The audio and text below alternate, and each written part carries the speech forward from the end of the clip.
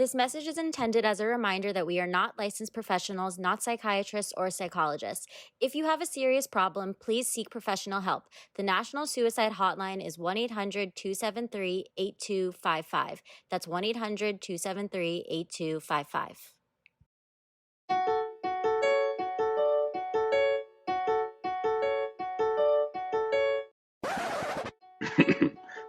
Mic check 1 2. Mic check 1 2. Hearing all these letters read aloud by damsels not in distress. Host came to impress. Bitch, check your DMs. This is hot to press. Hello. How are you? Good. We're back again. Welcome, everyone. Again, Where are you reporting from?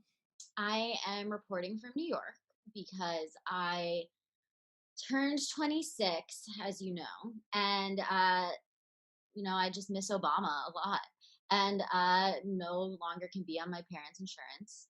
So I have been literally seeing every doctor on the planet. I am happy to report that I am a very healthy person. But so I'm in New York because I'm staying away from my parents until I got a COVID test. Like after I saw all my doctors, I'm totally fine. But just because I wanted to be extra safe and staying here until I get my test results back. It's funny because I mentioned to one of my doctors that like I've experienced more anxiety during the pandemic than I normally do. And I was like, do you think I need medication for my anxiety? Blah, blah, blah. And they were like, no, you seem like a pretty, like your anxiety doesn't seem abnormal to the point where you would need medication. If it gets any worse, like come back.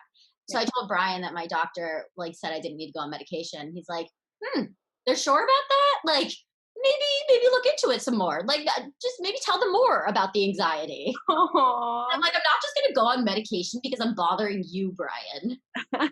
But what has been causing all this anxiety? So, I mean, in our last episode, you got a little bit vulnerable in some situations that you were dealing with. And I mentioned that we are all a work in progress and perfection in peace progress. So, in going with my word, yeah, Matt talked a little bit about being a people pleaser and how, narcissists are attracted to people pleasers. And I have dealt with people pleasing tendencies all my life. I just struggle with it. I hate not being liked, and a lot of it comes from being bullied when I was a kid. And I can't sleep very well. Haven't I still eat all the time, but I felt like it's more effective than usual. That being said, I did order 12 dumplings last night, so I'm not going to come on here and tell you that I'm not eating because I am eating. Something that I really have to work on is being okay with not being liked and being okay that situations don't always end the way you want them to.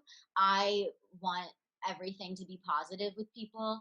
And like the second there's a conflict, I need to deal with it immediately. And if I can't deal with it immediately, then it like destroys my focus for the entire day. So, one thing that I've been working on, and shout out to my best friend Alicia, who will definitely be listening to this, who told me about a square squad, which is something that I've been loving. It's by Brene Brown. She talks about this in her book, and I'm not going to quote this right. Maybe we can put on here what the actual quote is.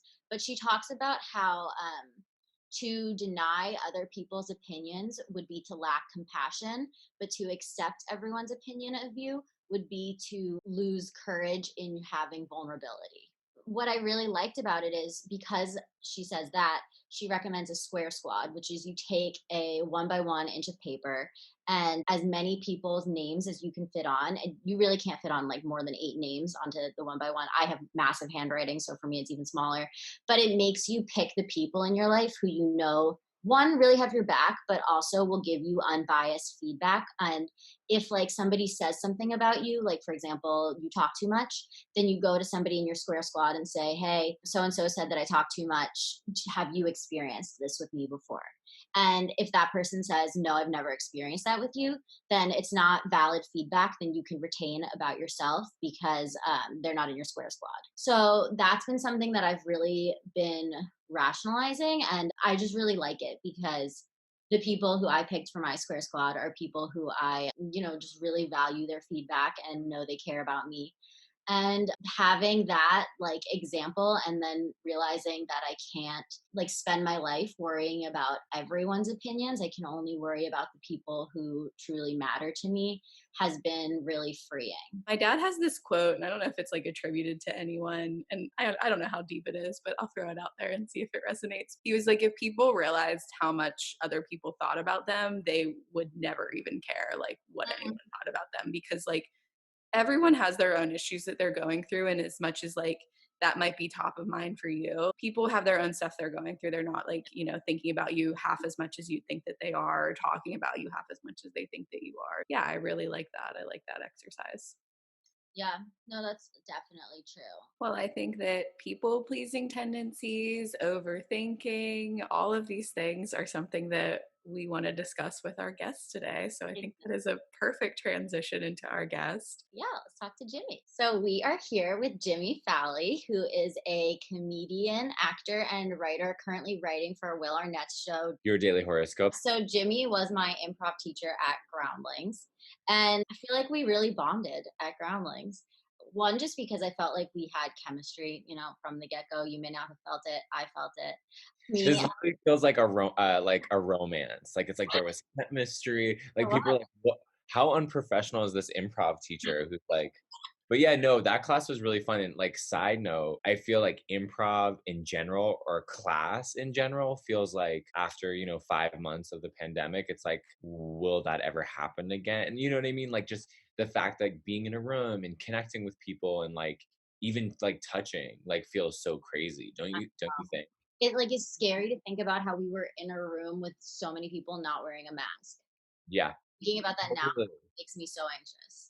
I don't know if you've had this, but when you watch a movie and two strangers touch or they touch like a banister or like, they're on the subway, you're like, you start getting nervous, like, oh my God, they're going to get sick. Well, Yeah. I get nervous and I get jealous because I started watching that Indian matchmaking show on Netflix, and they're just like at a restaurant having a date night. And I'm like, I Yeah, miss that. Like, I know. I miss that too. Are you doing the whole like quarantine dating stuff?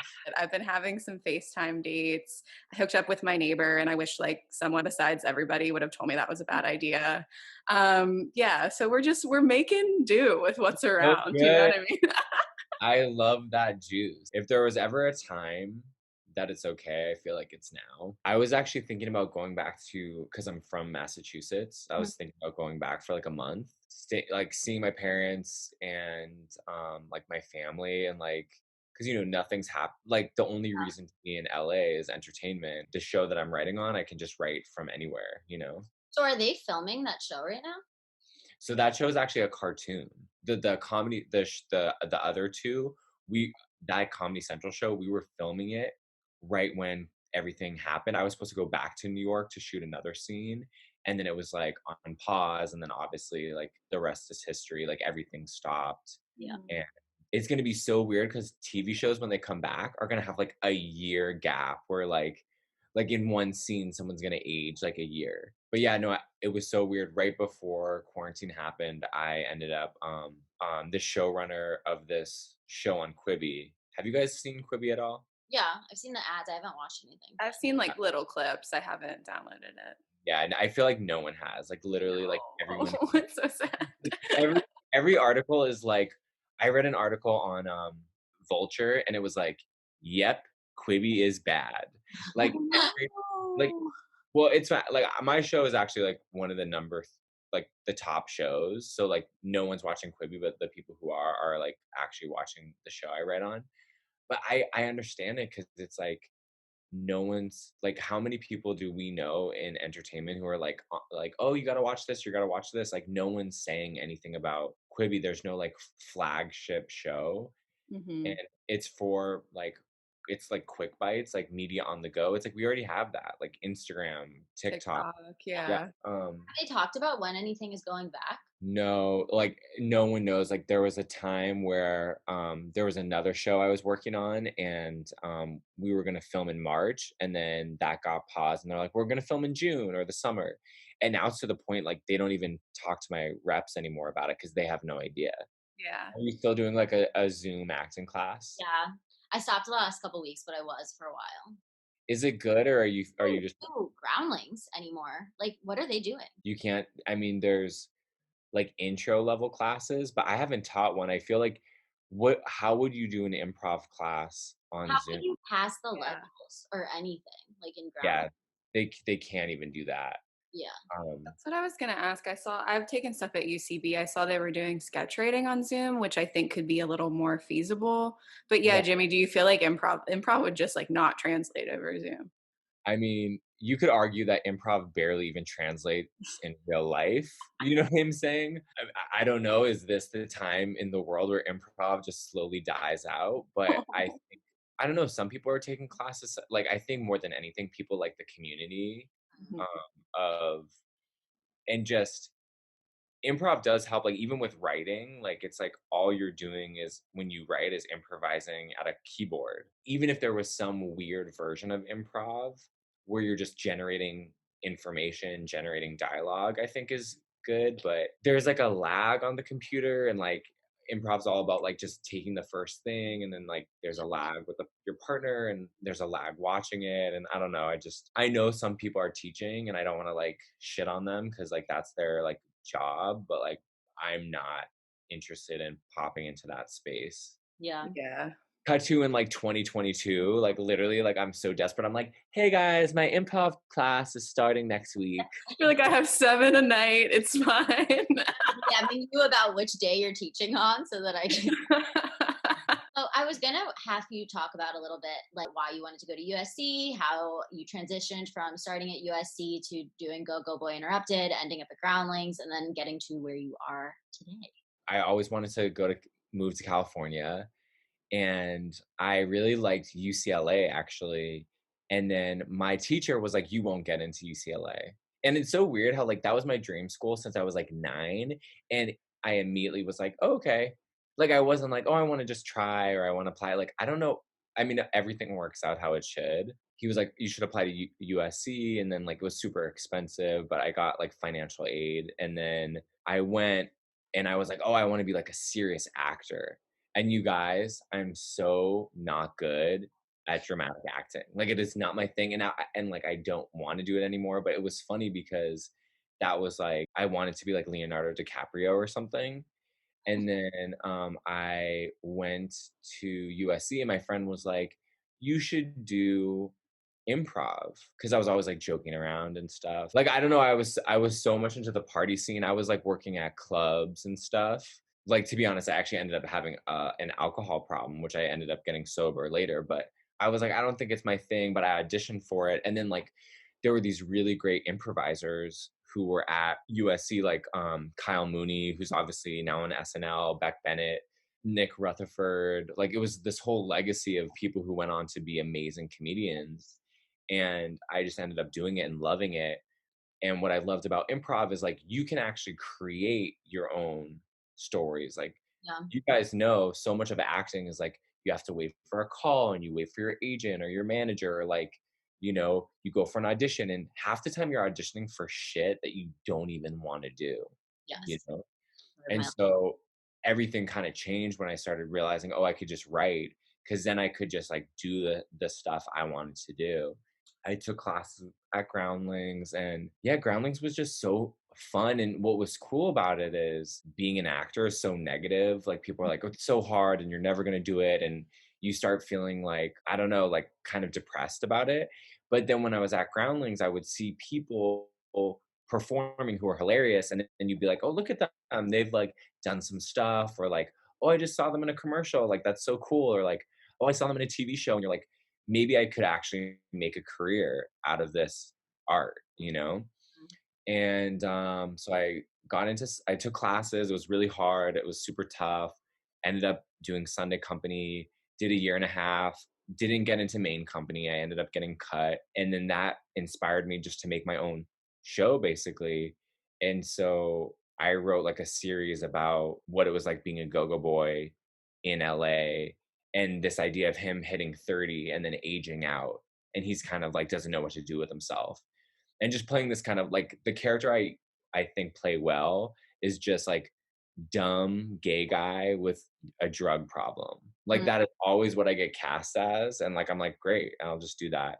And yeah, I just did.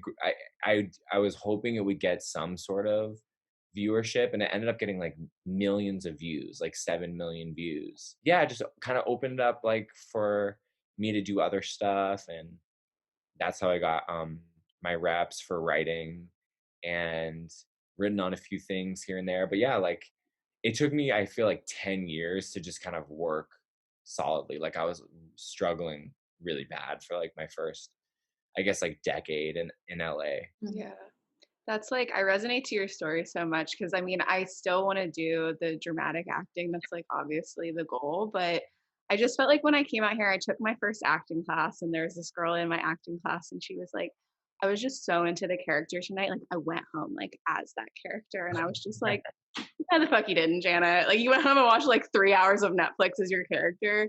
And then like I went to UCB and they were just so open in like my sketch writing class. They were like, let's actually like record videos and like do things, and you kind of feel like you're at least putting something out there. And yeah, that's just like the best feeling. Yeah, 100%. And then, and even just the sense of like in comedy, you never talk about the acting. Like you're doing it, but like after college, I was so sick of just like studying it and like, ooh, that acting was good and that acting's bad. It makes you not want to do it. We're in LA, like there some of the most talented people haven't, I mean, some of the most talented people have no careers. And then Mhm. there's people who are terrible and they're just hot. Like, Mm. literally, like, they're just hot to look at. You know what I mean? Like, so, like, let's stop pretending that people who are working are that good. And I say that not to, like, be, like, a downer about it, but also to be, like, how amazing. Like, however talented or not talented you are, there's someone who's worse than you who, like, is having a successful career. So, I don't think anyone should ever be like, "Oh, maybe I'm not good enough." It's like, it's LA. Yeah. Like, bad people are working. Mhm. Like, you are good enough. That's so I true. went back to my old high school and I talked to like it was a performing arts high school, and the director was like say whatever you want to like the class because I taught an improv class for them, and I felt like I was like too real. Like I was like some of you guys will work because you're skinny. You like flick a cigarette at them. They're I'm like, so what's dated. happening? I'm so dated. I was just like you guys. But that's so funny you had that experience at UCB. I think a lot of people do. When you study acting so hardcore, you're just kind of like, I just want to fuck around. Yeah. That's what I like. When I would teach improv, I'd be like, when you guys get up to perform, you should be fucking around, like just getting silly and having so much fun because then the audience is going to have fun, you know?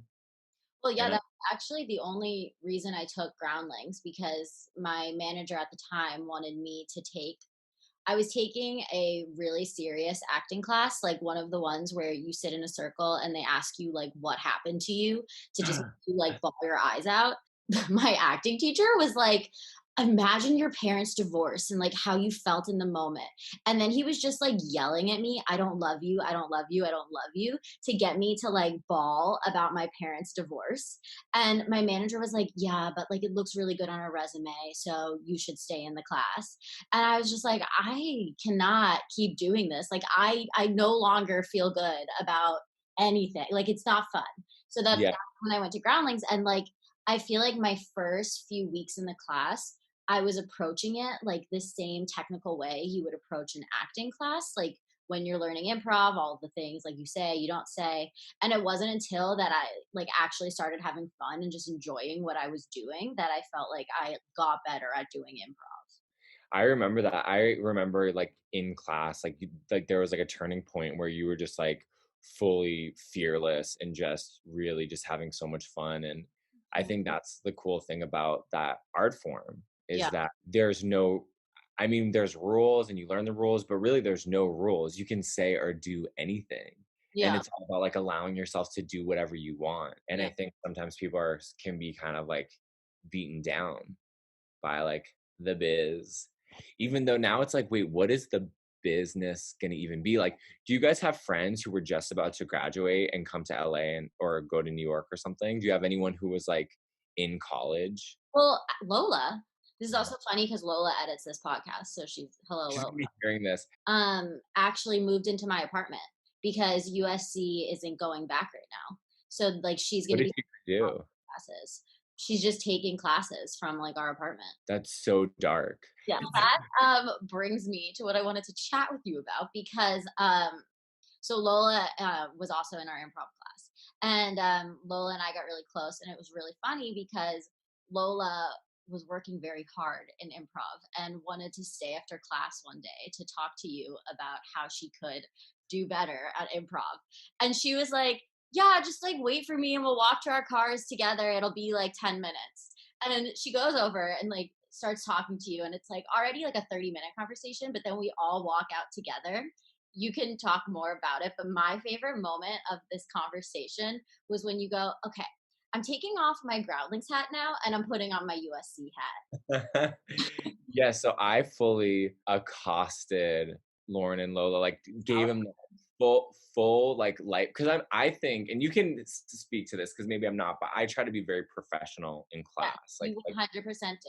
like my students, and I'm very tough, but I'm like supportive and I'm fun, but I'm like very tough on them because I want them to be so good and Yes. get their money's worth. But Chloe, I was going through the craziest breakup of my life. Like I basically, like long story short, I was in this relationship and I had got the sense that my ex had a thing for our married friend who's also gay. It's not like a woman, but like me and my ex were friends with this couple. We'd hang out, we watched Drag Race, and like they had kind of like we're hanging out a lot together. And I was like, "What's the deal? Like, is there like some sort of connection?" He's like, "No, no, no." Anyways, we broke up. I found out months later that they were together. By the way, he was married. I'll always come back to that. I just want to Like, reinforce this motherfucker was married. next to me on my deathbed, and I'm like, "Let me tell you about how I was betrayed." On your tombstone, he was married. So then I found out that they liked each other and that they were gonna try it. And something happened to me, Chloe, and I snapped and I ended up this I found out outside of Gold's Gym, Hollywood, in the parking lot. So Shout already out. it's shout out to Gold's Gym. This is actually a commercial for Gold's Gym. You guys, they really want your business. Um, and I fully snapped, and I ended up with a water bottle, like throwing it at his Audi windshield, and it cracked his whole windshield. And I was just insane. And I was screaming at him, and I got in my car, and he was like, "Jimmy," he's like, "What the fuck, my windshield?" And I just turned to him and I go, "This is just the beginning." And I drove away. Like it was so insane. And like, and so it was like, it's really funny now in retrospect. By the way, I paid him like, but Yeah, we, I love how like you're like so Yeah. shocked. You're like, yeah, this is just the beginning. Cut to you're just like shelling out oh money yeah. for the Oh, windshield. I said, this is just the beginning. Like I was going to make his life hell. And I immediately paid him $2,000 for his windshield and never bothered him ever again. You were like, that'll show him. That'll fucking show him. Now you said letter of all time. You'll get to it. Yeah. So I basically had become obsessed with the idea of reaching out to him because I hated, we spent 2 years together and I hated that that's how I ended it. And like, also, I said a bunch of really hateful stuff to him about his new boyfriend. Like, I was like, I'm going to kick his fucking ass and all this like crazy stuff. That's not the person that I want to be. When that happened, I was, and Lauren knows this because we have talked about this. Sometimes, breakups are not really about the person. It's about some sort of like weird, like healing that you haven't done, but it's projected. Like, I think for me, and I know from going to therapy, like I had this really intense attachment to my ex that was like way beyond our connection. And it was more about like some sort of like weird parental thing. Like part of my story is I was adopted and I never knew my biological parents. And I think I had some weird trust issues and fear of abandonment. And when that experience happened, like all my shit came out. And I would cry hours every day. Hours. Like it was to the point where I would get up, I would go to auditions holding back tears. And the casting director would be like, "Hey, how are you?" And I'd be like, "Not good." And they'd be like, and I'm like, "Sorry, I'm just going through a breakup." And I they're feel like like, this is for a Jolly Rancher commercial. We're gonna need you to like up the hon- pep a little. honestly, Chloe, it would be for like a sitcom where everyone's like having fun, and I'm just like, I was like, sorry, I'm going through a breakup, and my ex is now dating our married friend. And like, I remember like my manager was like, hey, you might not want to keep telling people that story. He said, Yeah. Well, I actually booked a job, and the casting director for CBS, his name's Dory Potter, and we're friends. But he was like, "Hey, yeah, just heads up, like, the casting director thought it was like really endearing that you said that story, but like also that was like definitely a strong choice to talk about." But I wasn't doing it for any other reason. I couldn't stop talking about Yeah. it. And that day, all of that to say, to bring me back to Lauren and Lola, that day I was having such a hard time in teaching, because I'd be teaching and I was like in a massive amount of depression. Watching improv actually kind of helped me because it would get me out of myself. But those moments I would be like haunted by like my ex and his new boyfriend and how everything happened. And I was obsessed because I kept wondering if I should write him this letter. And so I unloaded all of that. Like, here is like Lauren, this like cute 22-year-old who's like fresh out of school. Is that your age? I don't know. Maybe you don't want to tell people your age. it's okay, Jimmy. She's 18. You Insurance. guys, She just turned 18. if you're asking her, she plays 17 to 26. Exactly. But yeah, I told Lola and Lauren, I just told them this whole story. I was like, okay, I never do this, I'm telling you. And they were like my buddies in class, like where, and then when we were done with class, remember we all went to the bar. By the way, I'm gonna get like fired from the Groundlings when this all comes out. They're like, Say goodbye to the Zoom classes, Jimmy. we really were. Yeah, they're gonna X me out. I'm gonna be like, hi, I'd love to teach a Zoom class. They're like, hey, recently this podcast has come to our attention. But, yeah, no, it was just even at the end of class, we were at the bar and I read the letter aloud, right? And wasn't like Franny Yeah, there? Fran's there too. Yeah. She was there, and like, yeah, that class was just like, I love that class. And it was like me surrounded by these like girls in their young 20s, like this 33-year-old man being like, I don't know, guys, what do I do? And like, don't message him, like you're better than that, like, and it's so funny because I really, I've never sent him a message or reached out. Thank God. Yeah, thank God. And also, Lauren, I don't know if I even told you this, I ended up meeting someone in February who is like, just it makes me sad to think that I dated my ex, Oh, how yeah. bad it was. I'm so happy Yeah, for you. and he's awesome, and like, who, we're in a relationship now, and like, but I really think that he's like my soulmate, and I don't think I would have gotten there had I not been so whatever I ended up grieving. Yeah. Like, I don't know what that was, but that needed to get the fuck out because that was a lot of sadness, and there's no way it could have been just from this relationship. Like, I felt betrayed for sure, but like, I don't know if you guys have that experience. Like, something happens in a relationship and you're like, whoa, this is my childhood issues. This is something else. Yeah. Well, for me, it was a lot of relationships because, like, our whole brand of the podcast, she has a master's in psychology, is a master's in psychology meets a recovered serial dater. Because I would bounce like from boyfriend to boyfriend. Because for me, like having a boyfriend was like part of the plan. Like I wasn't whole unless I had somebody else there. And I like couldn't accept my own issues and just be comfortable with myself if I didn't have somebody. And I felt like it was just like obsessive behavior about guys. And it's actually interesting because recently, like when I mentioned I had a stressful week, I like had a lot of people pleasing tendencies come up this week that I know that I have, but I haven't like experienced in the same way in a long time because I've been in this relationship for a long time and my boyfriend's incredible. But in like a work relationship, I was definitely reverting back to people pleasing.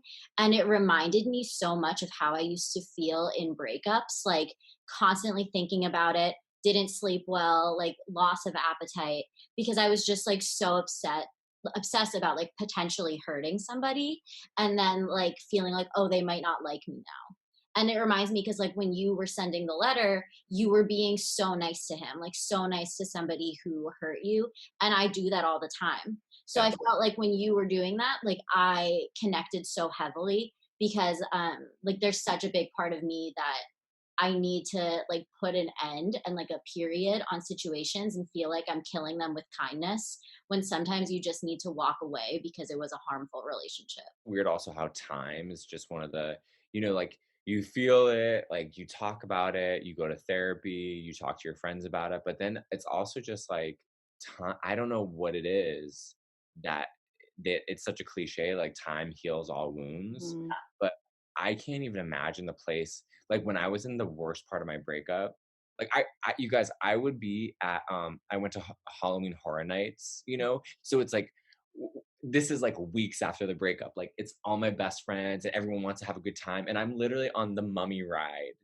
Um, and I'm and as we were walking, and I was like, guys, we're going in, we're gonna have fun. I'm not gonna talk about it. And as we start getting up to the gates, I'm like, okay, I just want to say one last thing. And I kept doing it. Like we were on the roller coaster. We're about to go through a dark tunnel, and I'm like, and one last thing that I do want to say about him. Like I could not let it go. And you know what else sucks about him? And they're like, yeah, you've told us 20 times. Oh Like, yeah, I've said to my friend Emma, like, I kept saying things because there's this weird thing where you think you're having a revelation and you're just saying the same thing you've said Mhm. 8 or 9 times. my That's friends And are so patient. I love to talk in circles and say the same shit in a different way. And they are oh, just so patient with me.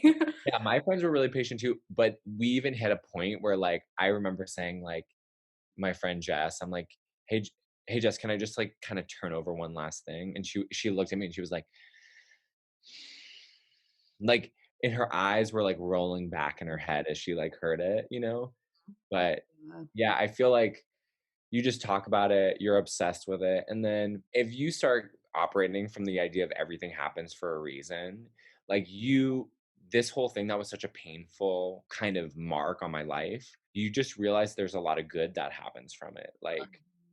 Like the growth that happens from it. I think I was very much in victim mode where I'm like, I can't believe he did this to me. I can't believe this happened. And like, it's very empowering to see the ways where I actually facilitated this environment. Like, Lauren, to your point about people pleasing, like that was a big thing that came up. Like, I was really uncomfortable with their relationship for months. And instead of saying like, "Hey, I'm like uncomfortable, that doesn't feel good," or "Hey, I'm going to take myself out of this relationship because I feel like it's bad for me." I so badly wanted to be like the cool boyfriend who like, I don't care, I'm so secure with myself. And it's like that's not how I felt. Mhm. And my desire to be like the cool boyfriend, the irony is I was the boyfriend that stood at Gold's Gym parking lot screaming at the top of my lungs, breaking an Audi windshield and saying this is just the beginning. Yeah. So it's like anything you push down is going to come up like 10 times worse. Yeah, 100.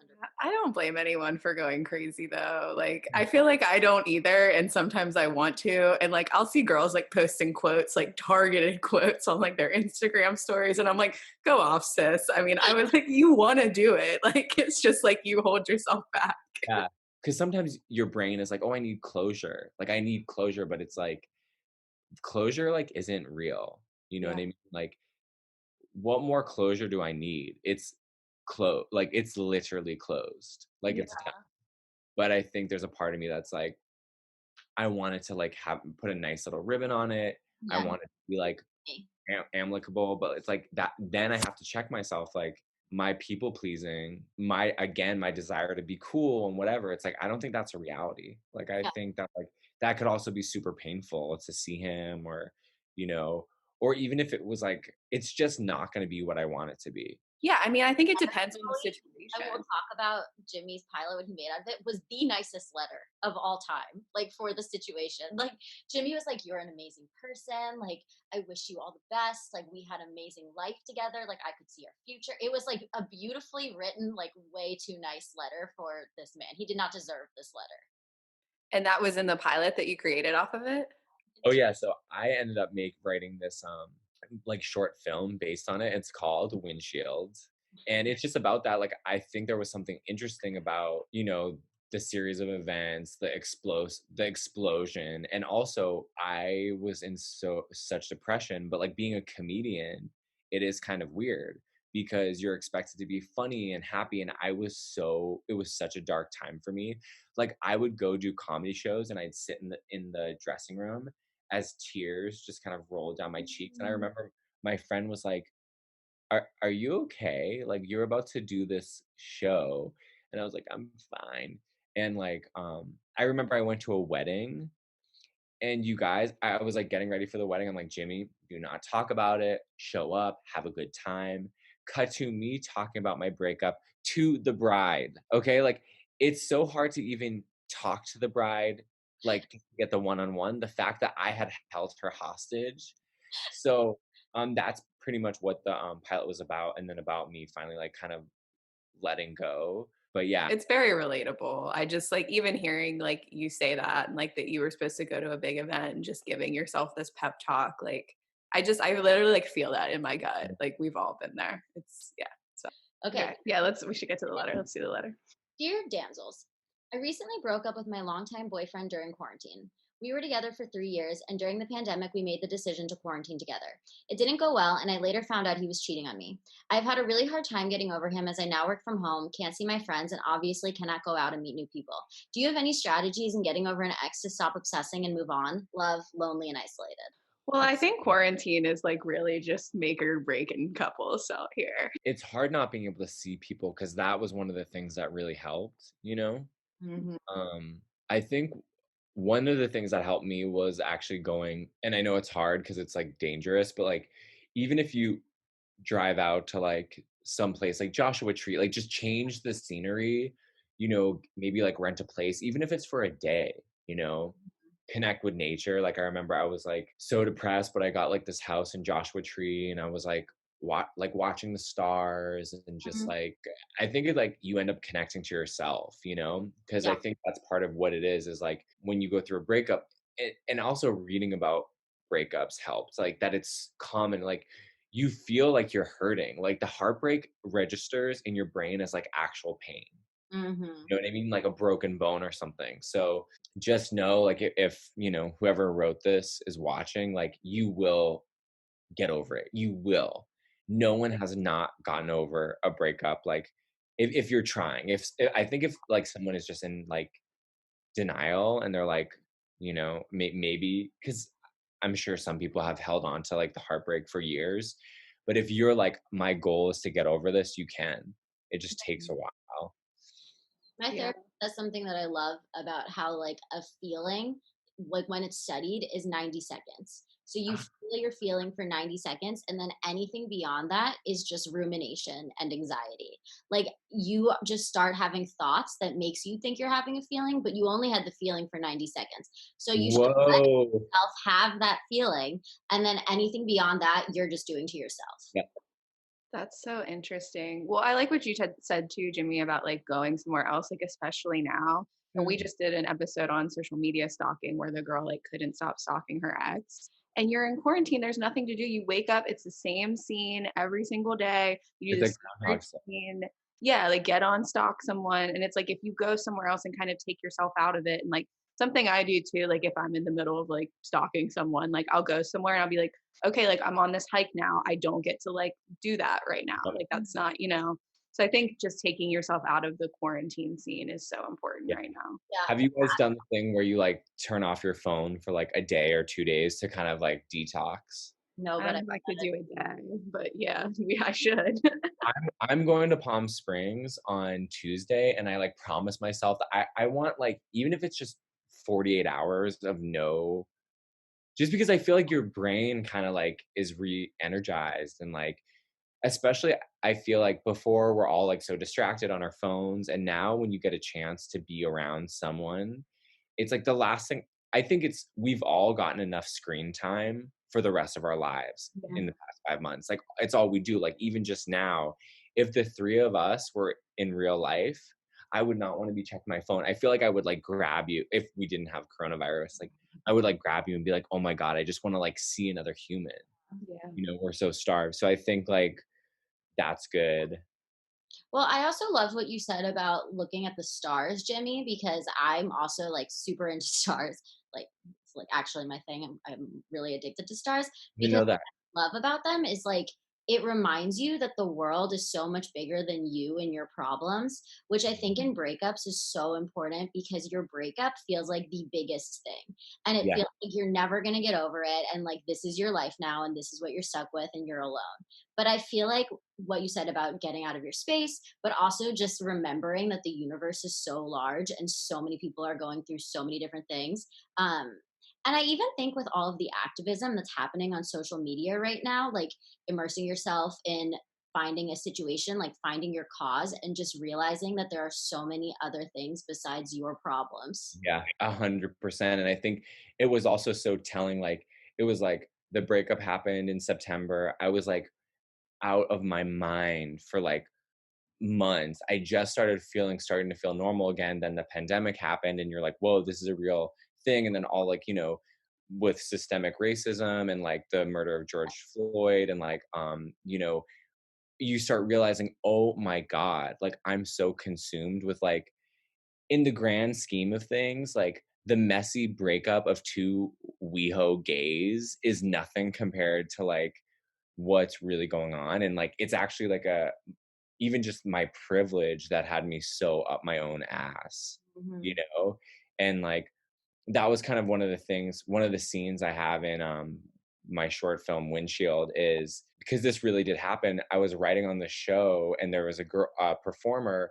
Her name is Danielle Perez and she's black, she's Latina. She's in a wheelchair because she was in an accident and lost both her feet. And I'm literally sitting there like complaining about my breakup and it's like she has this horrible trauma that's changed her whole life and I'm like can't stop talking about my issues, you Mhm. know? And like one of the things she said is like, pain is pain. Like if you're going through something, it doesn't matter how you like, qualify it against someone else's life. But at the same time, like a little bit of perspective is actually healthy because Yeah. you're like, you will get over this. You just have to. And I love what you said. Like you just got to feel it. Like Yeah. 90 like that's so good. 90 seconds. Like one time I put a timer for like 5 minutes and I'm like, okay, I'm just gonna feel whatever comes up for 5 minutes. And it's weird how like in weird ways you keep blocking it. Like also I feel like with my career, I'm kind of like a junkie because I'm like, oh, I'm like making these career like goals and I'm trying to get all these things and one day I'll be at this level and you start feeling like high off it.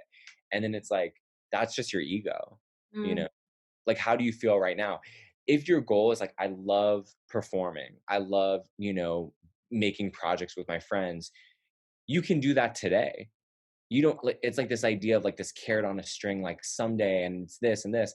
It's like I have no doubt that those goals will happen for you if you're hardworking and you work, you put your head down and do the work.